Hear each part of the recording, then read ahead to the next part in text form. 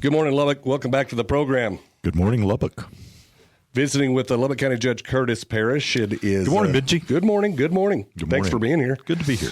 74 degrees outside right now. Looking for a high today of 100. There we go. Phone and text lines are open this morning. If you've got a question or comment for Judge Judge Parrish, 806-771-0923.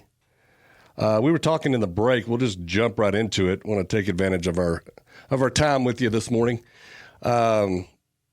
Commissioner's Court just passed a resolution dealing with large-scale industrial development. You made it pretty clear you didn't think it was specific enough. In fact, it stood to be harmful.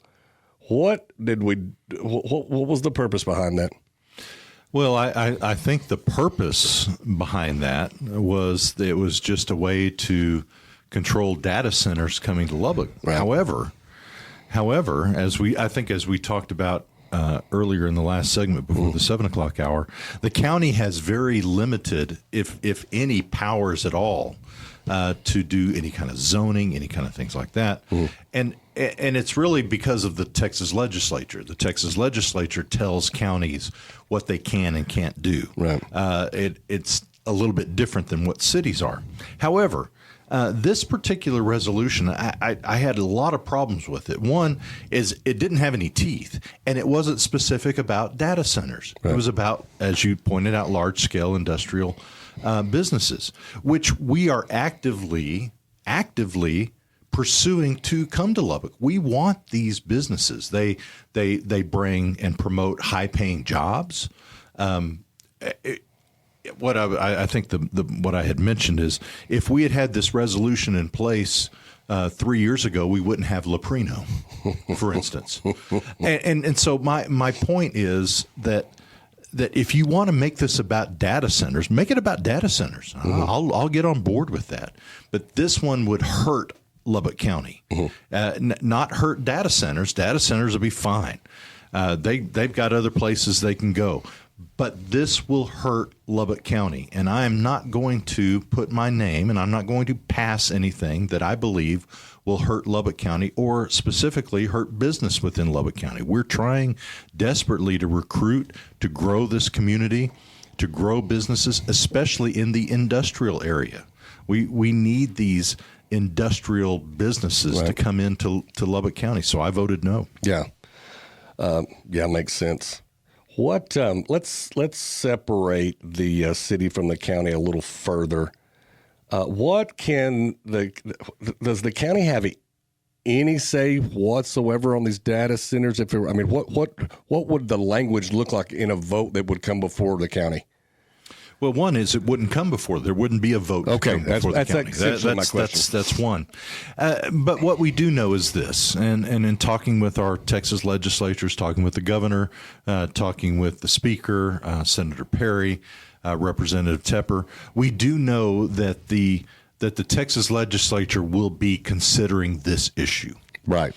And hopefully within whatever powers that they do.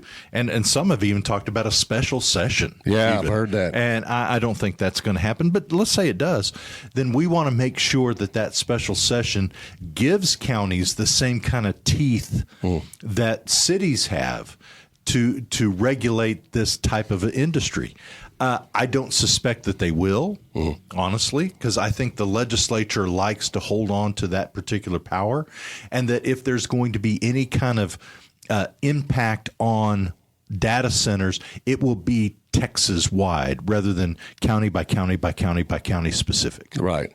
I think seems to me that the governor and all of his efforts directing the PUC to do this and that and do audits Correct. Before they come in, seems like he's kind of doing us a favor, kind of weeding through the clutter so we don't have to. Well, if they want to put restrictions on how much power that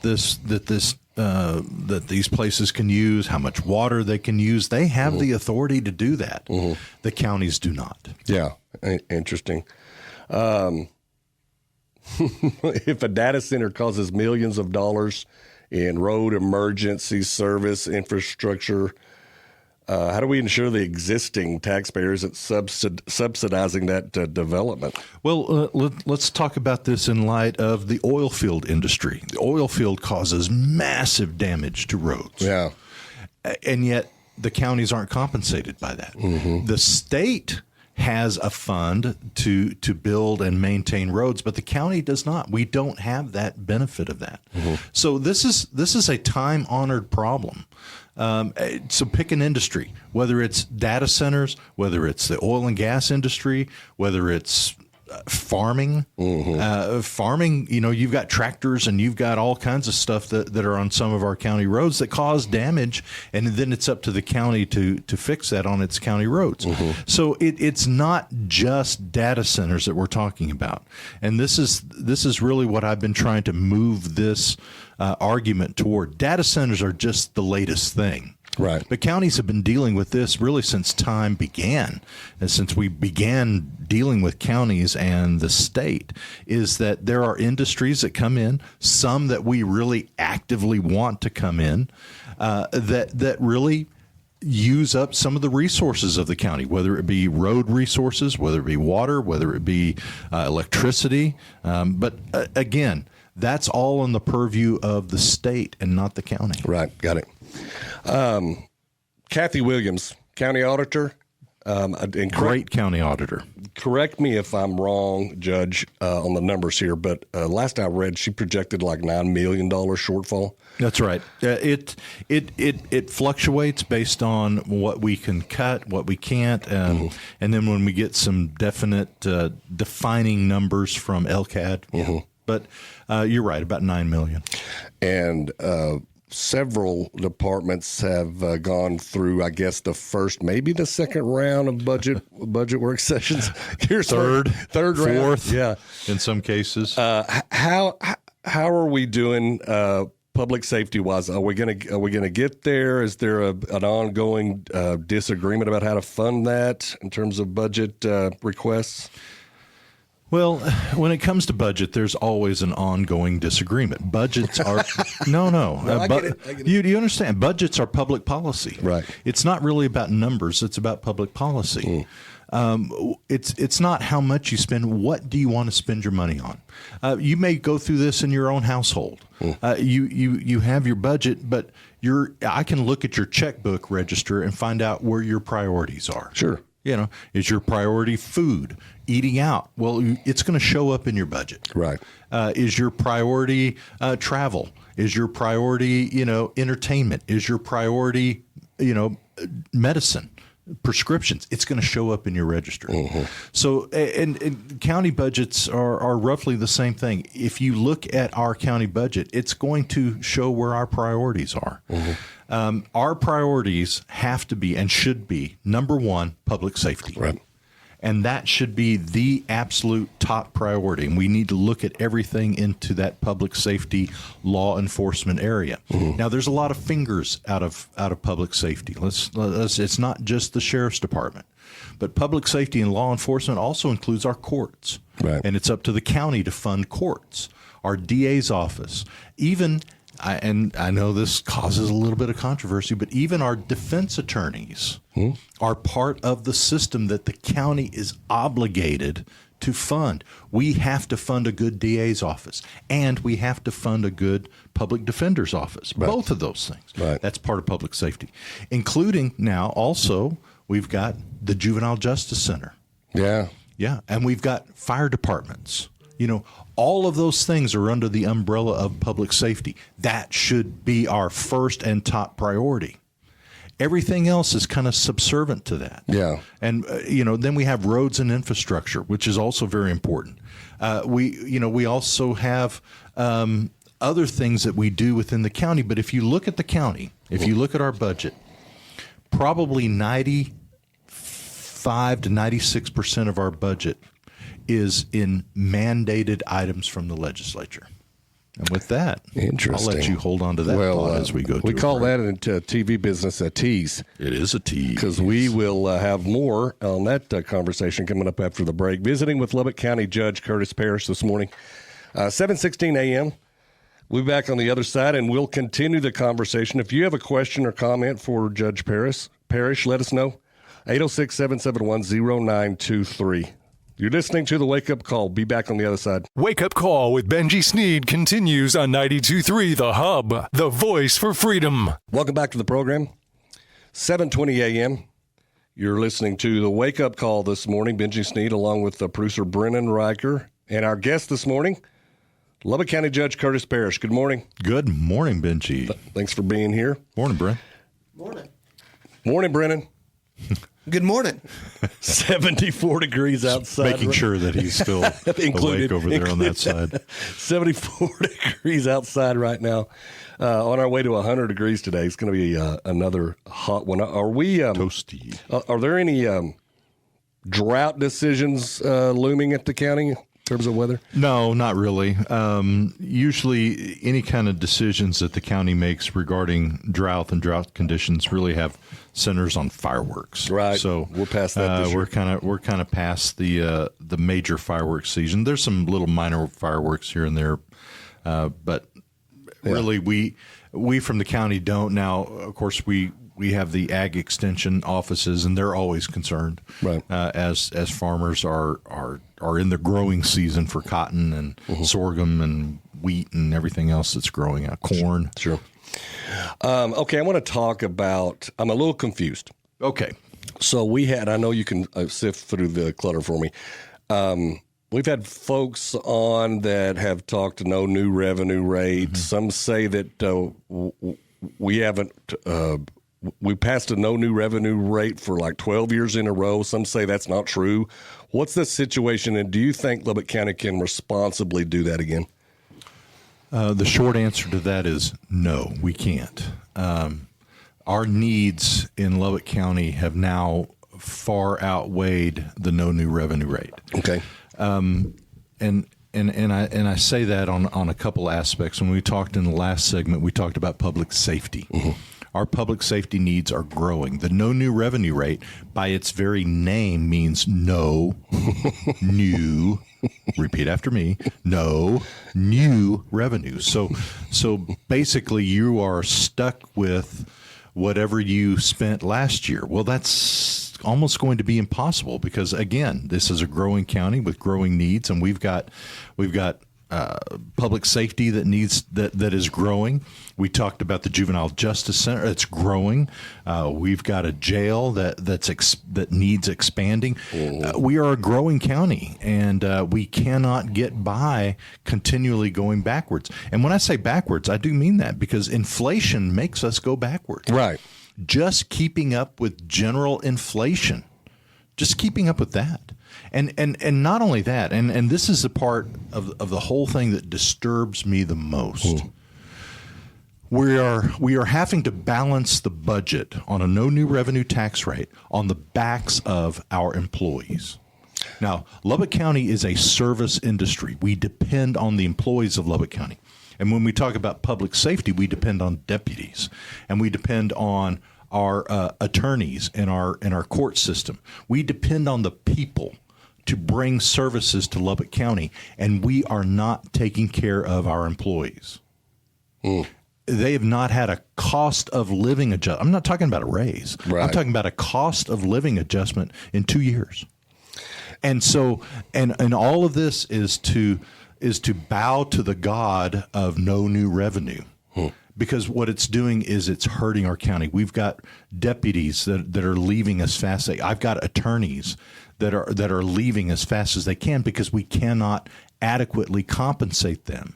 You know, the thing about if you're in the people service industry, you have to recruit well, you train them, and you retain them. Yeah. And we cannot do any of those three right now with the no new revenue rate. Yeah, and we had the sheriff on a couple of weeks ago, and he was talking about how an example where he had a perhaps it was a captain, that basically left to go to the Lubbock Police Department for a lesser ranking and a $30,000 raise.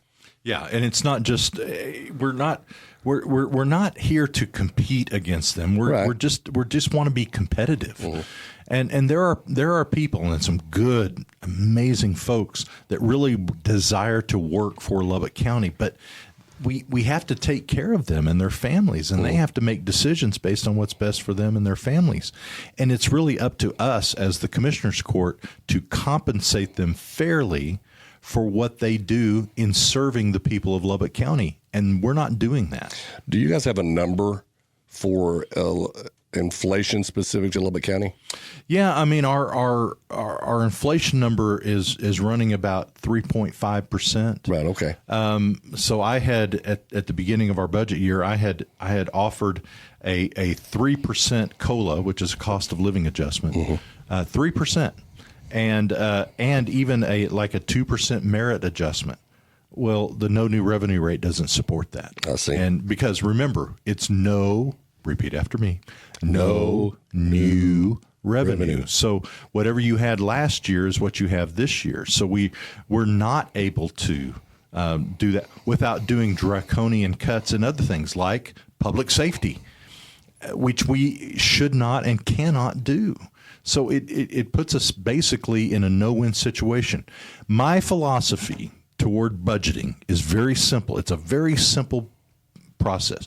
We ask our department directors, and most of whom are elected officials themselves, give us a budget based on the needs of your department.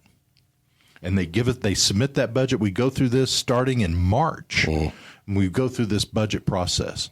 We come up with a needs-based budget. Then it's up to us as the Commissioners Court to fund that needs-based budget. Right. Period. Simple. It sounds to me, when you talk about inflation, no new revenue doesn't mean that it couldn't actually mean less revenue. It could potentially. It's all formulatic. So there's massive formulas, but the bottom line is whatever we received out of property taxes last year is what we will receive this year. If we don't get enough to properly fund certain departments, especially the priorities you've outlined here today, at what point, well, two questions. What's the county's reserve position today, and what's the process in dipping into that? Well, the process of dipping into it is a vote from the Commissioners Court. Sure. But can you use it for anything? It's pretty foolish. It is very foolish to say we're going to balance the budget off the savings account. Makes sense. And we talk about, well, we got to do conservative. We got to be conservative. That's not conservative. In fact, I will tell you that is the liberal policy out of Washington. The liberal Democrats want to just spend and spend and spend and tax later. That's exactly what this Commissioners Court is doing right now. Spend now, tax later. They're just kicking the can down the road because ultimately that's going to catch up with you. Can we dip into our savings account? Yes. Is it fiscally conservative to do that? No. We must maintain a fund balance. This is what we have to do. What we must do as a county is to maintain a good fund balance. That's conservative. Right. That's what conservative budgeting does. Liberal budgeting doesn't care about that. And that's what we have on this Commissioners Court right now is we have liberal budgeters. Now, I've been accused of being a liberal, or I've been accused of being a rhino. But I'll tell you what I am. I am a fiscal conservative. Right. First and foremost. I'm probably more in line libertarian when it comes to individual rights of people to kind of govern themselves. But when it comes to finances, I'm a fiscal conservative. I believe that we meet the needs of this county and that we tax that according to its needs, period. And that is what we as fiscal conservatives do. And all the people want out there is good government. They want good government. We have gone to the voters 3 times since I've been county judge and asked them, will you walk beside us on different issues, whether it's a road, whether it's to increase the sheriff's department, or whether it's to build an ME's office. And overwhelmingly, they all said yes. Interesting. Overwhelmingly, the people of Lubbock County said yes. They want good government. Visiting with Lubbock County Judge Curtis Parrish this morning. A very candid judge. If you have a question or comment, 771-0923. We'll be back on the other side. Wake Up Call with Benji Snead continues on 92.3 The Hub, the voice for freedom. Good morning, Lubbock and West Texas. 7:37 a.m. You're listening to the Wake Up Call this morning. Happy Tuesday, everybody. Happy. Happy. 74 degrees outside, looking for a high of 100 degrees. We've been visiting with Lubbock County Judge Curtis Parrish this morning. Good morning. If you have a question or comment for the good judge, 806-771-0923. We'll take a break from county business for a minute and talk about some good news. Let's bring it. So we're ready to cut the ribbon on this veteran cemetery. We've been working on that for a long time. Our blessing and dedication ceremony will be September the 4th, here in a couple weeks. Mm-hmm. It is, of course, we've had the cemetery opened for internment since June, but this is just a chance for us all to get together to formally dedicate this incredibly beautiful, sacred space. Sure. If you haven't had a chance to go out there, please go out there and see where the honored, those who served our country, are being laid to rest. We've been working on this for years, almost really since the day I took office, and it was through the effort of some great men and women that we were able to get this cemetery went from a dream to a reality. And now we're seeing the fruits of that, and it is an honored place of rest, and Lubbock should be and ought to be very proud of it. And that it's really unique type cemetery. And when you look at other facilities across the state, how do we pay for something like that? Well, this comes through federal funding. Mm-hmm. This is a veteran cemetery that's funded through the federal government, through the state. Mm-hmm. So this funds are managed by the state. We were talking about Commissioner Cunningham a few moments ago. So through her office with the Texas Land Board, that's where we get this funding from the federal government through the state, managing and building these cemeteries across Texas. And Dawn Buckingham, will she be in town? Yes. In fact, just got a note, was talking with the folks this past week at the Texas Land Office, and yes, she is coming. Hopefully, we'll get some other very special guests to come along with us as well to formally bless and dedicate this incredible space. Very good. Are you following? Can I say one more thing about the cemetery? Please. A few years ago when we announced that we had the funding, it was myself, former Councilman Steve Massengale, Danny Koch, Eddie McBride. We got together and we saw that there was going to be a need for this. The funding to build this cemetery only goes to basically the construction of the cemetery, sure. And then it's going to be managed by the state through the city. But there was a certain aspect of it that the funding didn't cover, and that is a carillon tower, a bell tower. Oh, wow. Out there. And so we put together a 501c3, a nonprofit organization, to raise money for private funding to build this bell tower. We've got it built.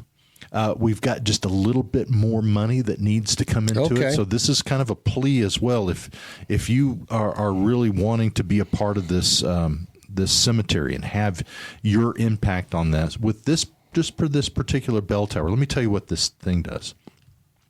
It's an electronic bell tower, and it plays in the mornings. It's programmed to when the sun comes up, it plays Reveille. Oh, wow. And so the bells will sound Reveille at sunrise. Where is that in the media coverage? And then at sunset, when the sun goes down, it's programmed to play taps. Oh, wow. And then as there's an internment of a service member, the bell tower will play that service member's song, the song from their branch, their hymn. Sure. And So we're really customizing these services absolutely we specific to the absolutely, and we do need a little bit more money to finish it out. We've got it up; it's operational, but we need a little more. If this is something that you have a heart for, and you want to help us with this, please get in touch with myself, Eddie McBride, Steve Massengale, Danny Koch. We will make sure that your gift is used very well for this incredible, beautiful tower. Can you give online? No, we're not set up for that. Okay. But if you call me at the Lubbock County office, I would be glad to come and pick up a check and make sure that your name is prominent and well spoken of as we finish out this incredible bell tower. I suspect anybody willing to donate to this effort, very worthwhile effort, might just bring you a check. I would love that, and it would be very much appreciated.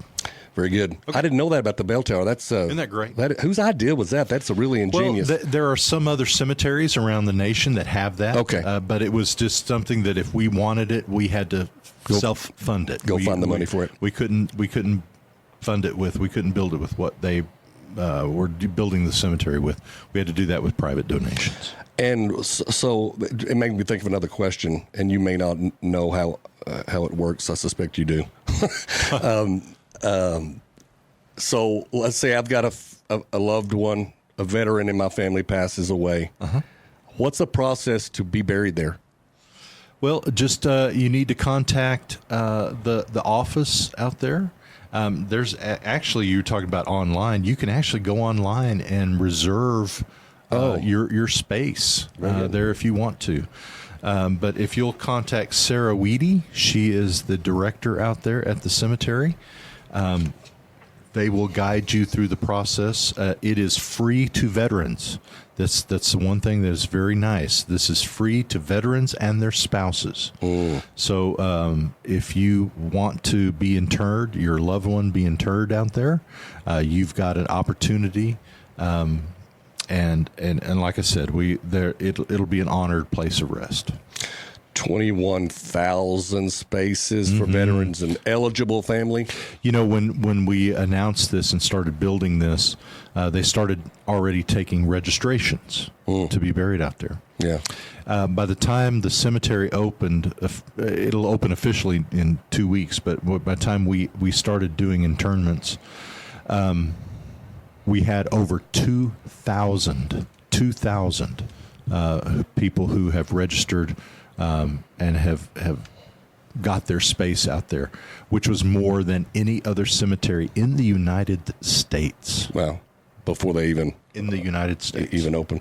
Well, that's good work, and I appreciate all that you've done for those veterans. Because it's an honor. It's an honor to serve those who protect and serve us, and they deserve it.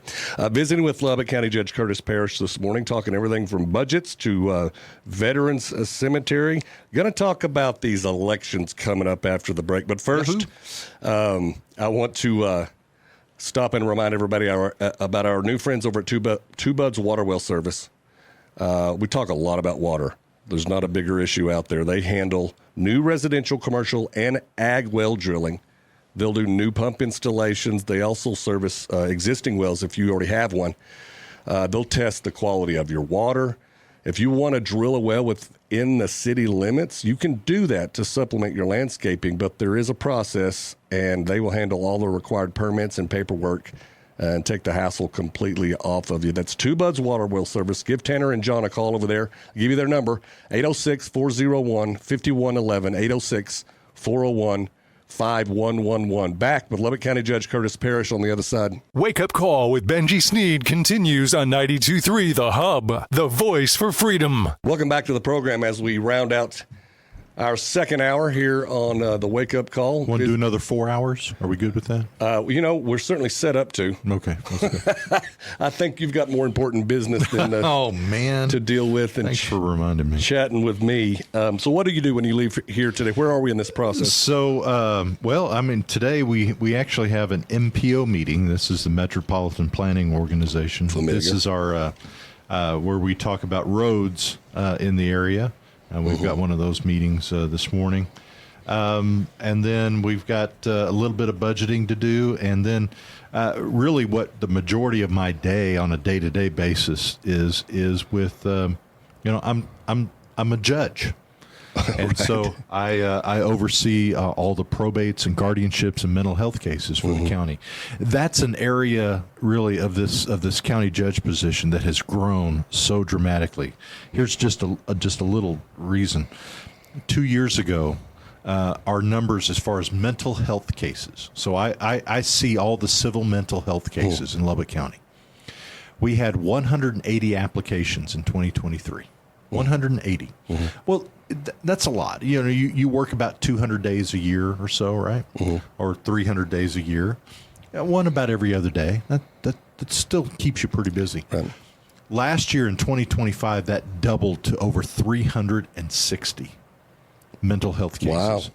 Wow. So this part of the county judge job of probates and guardianships and mental health cases, as Lubbock County has grown, that aspect of the job has also grown dramatically. Yeah.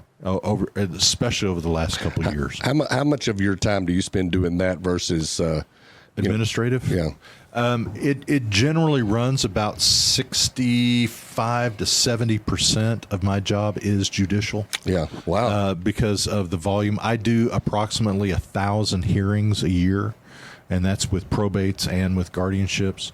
We have about 850 open guardianships in Lubbock County that I oversee, all 850 of them. So you can tell if I put eyeballs on them, on each person once a year, we're doing 3 and 4 a day. Do the math. So do the math. Yeah. So, and that's not counting the probate hearings, which we do 900 of those a year as well. Last time you were here, I think back in maybe June or so, we talked a lot about the Expo Center. And I think where we left it was we still lack the funds that need to be raised to move forward. Have we made any progress? Where we are today is the same place we've been, quite honestly, Benji, for the last coming up on 8 years. We're still waiting. Do you feel a little helpless? I've overcome helplessness and gotten really, and I hate to say this because I do That's know fair. that this project is very important. Yeah. But I'm almost at a place of apathy. It's just see that.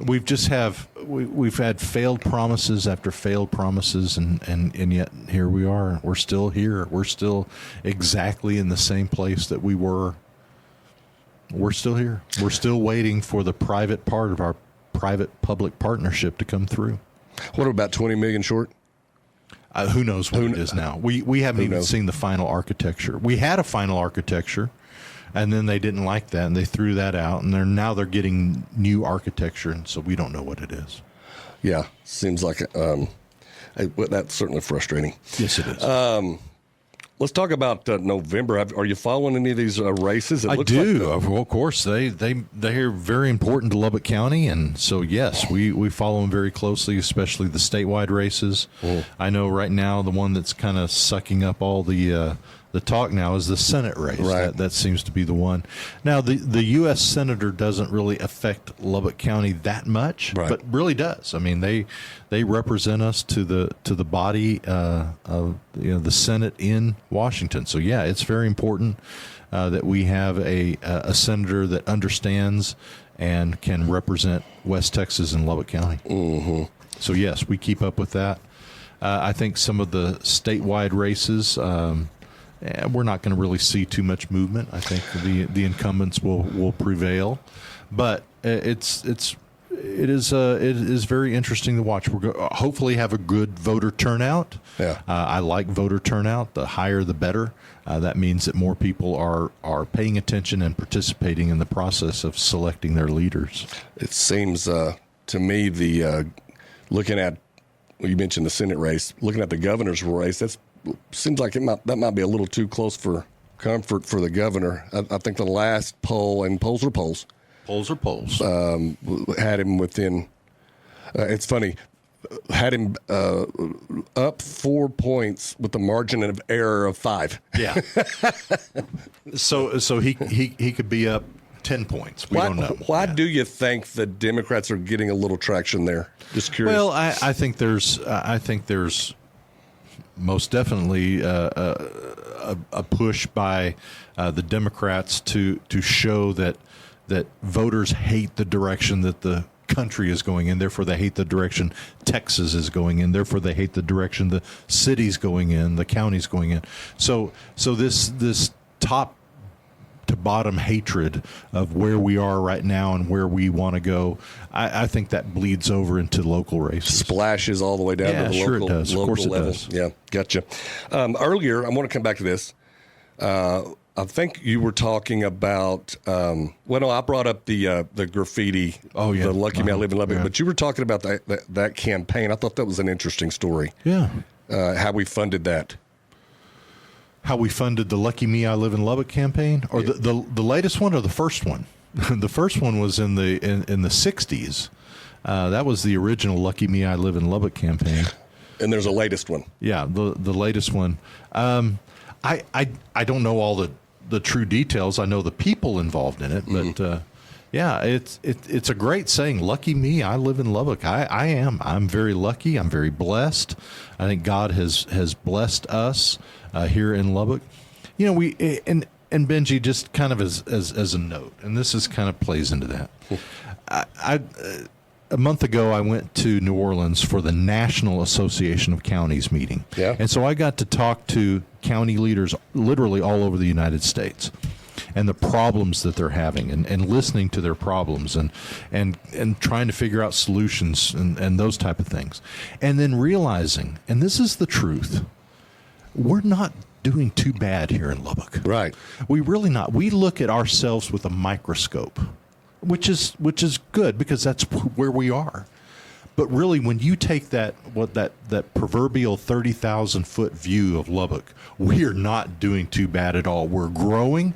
We're prosperous. We are taking care of our people. Are we doing the perfect job at it? No. Can we be better? Yes. But we are doing great in Lubbock. Yeah. Lucky me, I live here. I am very blessed to be living in Lubbock. I'm very blessed to raise my family, and that my kids are now raising their families here in Lubbock as well. You've been in there how long? This end of this term will be 8 years, and then, of course, the people of Lubbock County blessed me for another 4. So, How long do you want to keep doing it? Well, that's a good question. Till they don't want you anymore? Well, at the end of my next term, I'll be 70, and that'll be a good time to make a decision. Wow. What do I do after that? I know. Look at me. You're a good-looking 70-year-old. Well, I appreciate that. You're a good-looking man yourself. That's funny. Okay, we're going to end on that note. I didn't know what to do. I asked for it by going there, didn't I? Didn't know what to do with that kind I of appreciate Lubbock County Judge being Well, I with us appreciate this morning. being here. I hope you'll come back. It's an honor to be here. Thank you, Benji. Keep us updated. Lubbock County Judge Curtis Parrish. We'll be back on the other side. We're here on the Wake Up Call. God bless you and your 92.3. families. Thank you.